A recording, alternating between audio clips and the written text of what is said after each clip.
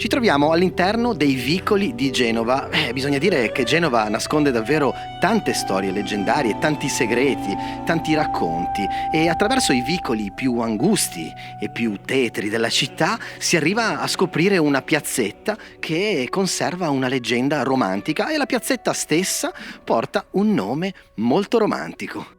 Piazza dell'Amor Perfetto, un piccolo spazio incuneato tra Vico delle Vigne e Via degli Orefici, dove la leggenda narra che si sia consumato un amore finito tragicamente.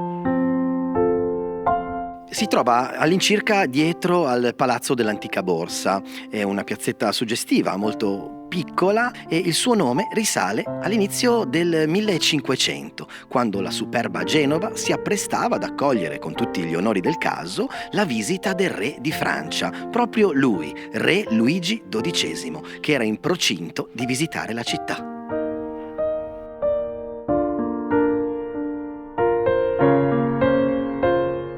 Tra i tanti ricevimenti organizzati dai nobili genovesi ce ne fu uno, in particolare un ballo, a cui prese parte appunto re Luigi XII, e in quel ballo, in un preciso istante, il suo sguardo si incrociò con quello di una donna affascinante, bellissima. Lei era una nobile e il suo nome era Tommasina Spinola.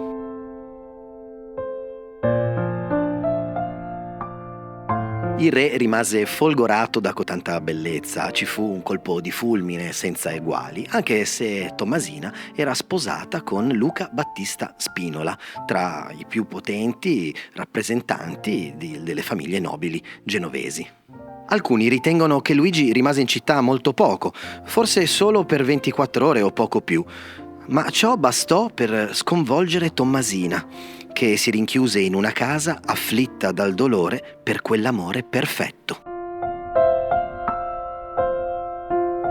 Poco più tardi giunse la notizia della morte di re Luigi durante la battaglia di Cerignola, e dal dolore, afflitta, Tommasina si rinchiuse nella sua casa e morì d'amore e d'attesa per il suo amato, per quell'amore che non si consumò probabilmente mai, ma che colpì nel profondo del cuore i due.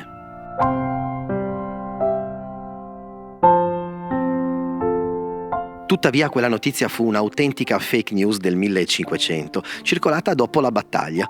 Luigi chiese notizie della sua amata e scoprì della sua morte qualche anno più tardi. Così volle tornare a Genova e veder la casa dove Tommasina spirò.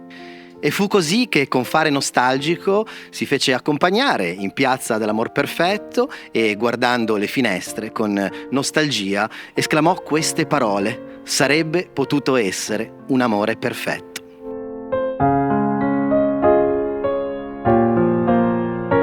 Per quest'oggi è tutto da Dario il Leggendario. L'appuntamento è su YouTube, iscrivetevi al canale. Tutte le settimane un nuovo segreto, una nuova storia, un nuovo racconto dedicato alla città di Genova. Ciao!